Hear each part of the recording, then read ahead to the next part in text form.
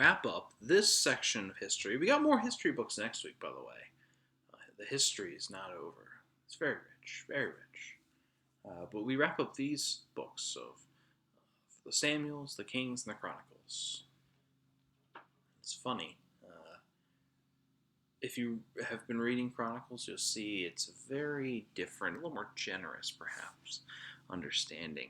And it's funny, too. This book starts with Solomon asking for wisdom, right? A much more positive side. The positive side of Solomon, accentuated, shall we say. And it's going to end on a happy note. You see, it's funny, the book of 2 Kings left us kind of in gloom. As if this whole system of kings that the people demanded they wanted and then God reluctantly provided wasn't great. That seems to be a theological impetus, impetus there, right? This is that's the focus of those books, so to speak. The futility of humanity's authority, perhaps. But here in Chronicles, it ends with the restoration with not a lot of in between. So we have all these stories with kings, not all the ones, by the way, that Kings and Samuel covered. We only get some highlights, and then we have the fall, and then the restoration by Cyrus at the very end, just kind of tacked on. Interesting. And in fact, it's a fulfillment of prophecy. It's an action that God has called. As you begin to wonder, is it that God was not necessarily against the kings, but not necessarily for them? Whereas in this book, was God always operating as part of what was happening, trying to bring good out of it? Or was both happening? So this is the conversation.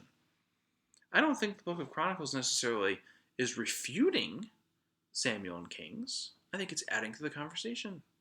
People are looking back and seeing, some of the assumptions we had might be wrong. I mean, not wrong, but not fully what was going on there. Maybe God was more involved than we realized. I don't want to say wrong. That's a misnomer. But I want to say that this is the more perspectives you get on events, the deeper the conversation. The more theologies we have at play, the deeper the understanding of the divine. That's what the book of Chronicles serves. It serves as a conversation enricher, right? That's why I'm saying, if you're going to read Kings and Samuel, you need to read Chronicles. If you're going to read Chronicles, you got to read Samuel and Kings. They go together. This is big mega narrative, right?